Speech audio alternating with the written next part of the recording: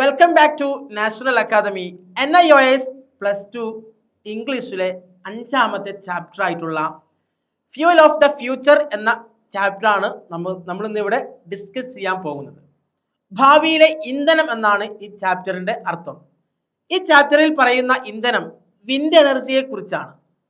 Wind energy എന്നുള്ളത് 3 section ആയിട്ടാണ് കൊടുത്തിട്ടുള്ളത്. ഫസ്റ്റ് അഡ്വാൻറ്റേജസ്, പിന്നീട് ഡിസ്അഡ്വാൻറ്റേജസ്, ദെൻ യൂസേജസ്. ഇതിൽ എന്താണ് പറയുന്നതെന്ന് നമുക്ക് നോക്കാം. സെക്ഷൻ ഫസ്റ്റില് നമ്മുടെ ഭൂമിയിൽ നിന്നും കൊയ്തെടുക്കാവുന്ന എനർജിയെ കുറിച്ചാണ് മെയിൻ ആയിട്ട് ഈ ഫസ്റ്റ് സെക്ഷനിൽ കൊടുത്തിട്ടുള്ളത്. അത് ഏതൊക്കെയാണെന്ന് നമുക്ക് നോക്കാം. Solar, wind, tide, hydro and biogas. അതായത് സോളാർ എന്ന് പറഞ്ഞാൽ സൗരോർജത്തെ കുറിച്ചാണ് പറയുന്നത്. വിൻഡ് എന്ന് പറഞ്ഞാൽ കാറ്റ്, ടൈഡ് എന്ന് പറഞ്ഞാൽ തിരമാലയാണ്, ഹൈഡ്രോ എന്ന് പറഞ്ഞാൽ ജലം, ബയോഗ്യാസ് നമുക്ക് എല്ലാവർക്കും അറിയുന്ന ഒന്നാണ്. ബയോഗ്യാസ് നമ്മുടെ വീട്ടിലൊക്കെ ഒരു പക്ഷേ ഉണ്ടാവാം, ചിലരുടെ വീട്ടിലൊക്കെ ബയോഗ്യാസ് പ്ലാന്റ് ഉണ്ടാകും. ഇനി അടുത്തതായിട്ട് ഇങ്ങനെ ഭൂമിയിൽ നിന്ന് കിട്ടുന്ന ഒരുപാട് ഊർജ സ്രോതസ്സുകളുണ്ട്.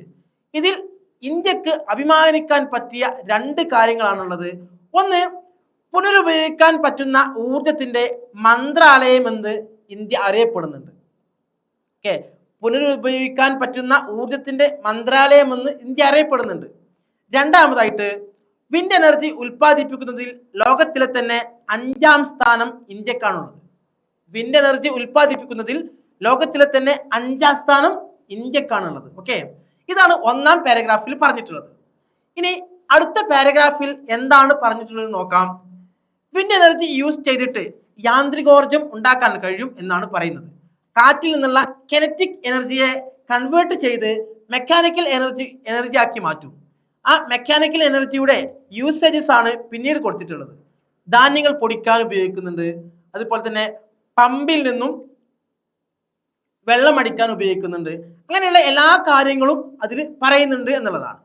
അങ്ങനെയുള്ള പമ്പിൽ നിന്നും വെള്ളം അടിക്കാൻ ഉപയോഗിക്കുന്നുണ്ട്, പിന്നീട് ജനറേറ്റർ ഉപയോഗിക്കുന്നുണ്ട്. ഇതൊക്കെ റെക്കോർഡ് ചെയ്യപ്പെട്ട തെളിവുകളാണ്. ക്രിസ്തുവിന് 5000 വർഷങ്ങൾക്ക് മുമ്പ് തന്നെ ജനങ്ങളെ വിൻഡ് എനർജി ഉപയോഗിച്ചതായി തെളിവുകളുണ്ട് എന്നാണ് ഈ ഒരു പാരഗ്രാഫിൽ പറയുന്നത്. അതായത് കപ്പലുകളും ബോട്ടുകളും ഒക്കെ മൂവ് ചെയ്യുന്നതിനും അതിൻ്റെ പ്രവർത്തനത്തിനും നൈൽ നദിയിൽ വെച്ച് ഇത് ഉപയോഗിച്ചിരുന്നു എന്ന് വ്യക്തമാക്കുന്നുണ്ട്. ഇത്രയും കാര്യങ്ങളാണ് നമ്മുടെ ഈ ഒരു 5ാമത്തെ അധ്യായമായിട്ടുള്ള ഫ്യൂവൽ ഓഫ് ദ ഫ്യൂച്ചർ എന്നുള്ള അധ്യായത്തിൽ പറയുന്നത്. ഇനി ഇതിന് ഏറ്റവും ഇമ്പോർട്ടൻ്റ് ആയിട്ടുള്ള ക്വസ്റ്റ്യൻസുകൾ എന്തൊക്കെയാണെന്ന് നോക്കാം. എല്ലാ ക്വസ്റ്റ്യൻസും നമുക്ക് ഈ ഒരു വീഡിയോയിൽ പറയാൻ പറ്റില്ല അല്ലേ. വളരെ ഇമ്പോർട്ടൻ്റ് ആയിട്ടുള്ള ക്വസ്റ്റ്യൻസ് മാത്രമേ നമ്മൾ പറയുന്നുള്ളൂ. 1ാമത്തെ ക്വസ്റ്റ്യൻ എന്ന് പറയുന്നത് what has India to be proud of അല്ലെ. എന്തിനാണ് ഇന്ത്യ പ്രൗഡ് ആകുന്നത് അല്ലെ.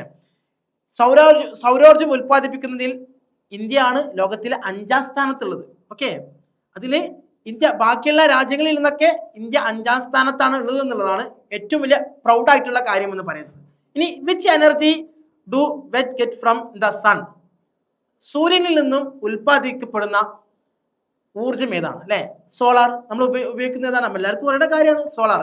അപ്പൊ ഇത്രയും കാര്യങ്ങളൊക്കെയാണ് നമ്മളുടെ ഈ ഒരു യൂണിറ്റിലൂടെ പറയുന്നത്.